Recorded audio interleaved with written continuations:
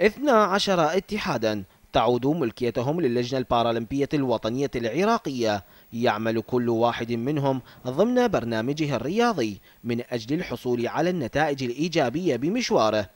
إجراء العمليات الانتخابية فقرة تصاحب هذه الاتحادات لتكملة أطر عملها بصورة صحيحة وديمقراطية.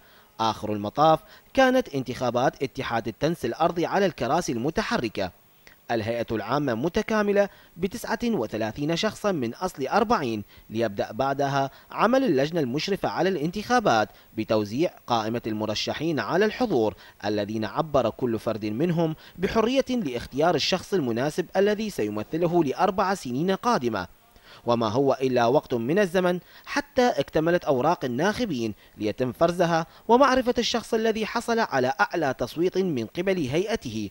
الكل كان يترقب لحظة معرفة رئيس الاتحاد وأعضائه. النتائج الأخيرة كشفت نجاح عبيد عنيد ب26 صوتا، متفوقا على زميله عبد الكريم عبد الحسين الذي حصل على 12 صوتا.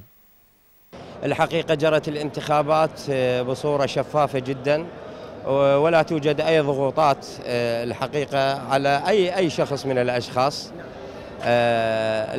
كانت اللجنة موفقة جدا جدا جدا، موفقة بإجراء الانتخابات وانتهت على أفضل حال إن شاء الله. معالي الوزير شكل لجنة الحقيقة كانت مميزة بكل شيء، تمكنت من أن تقود العملية الانتخابية بشكل شفاف ديمقراطي بدون ضغوطات.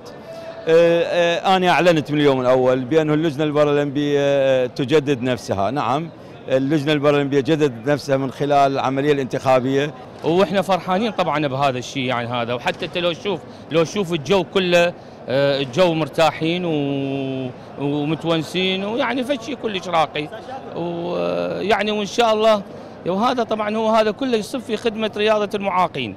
صورة لا تحتاج إلى تعليق، الكل يهنئ الآخر. هذا الأمر إن دل على شيء فإنما يدل على تفاهم وتأقلم هذه العائلة التي تطمح إلى شيء واحد، هو الصعود والارتقاء بمستواهم أكثر فأكثر لكسب ألقاب جديدة تخدم فعاليتهم ورياضتنا العراقية في المستحقات القادمة.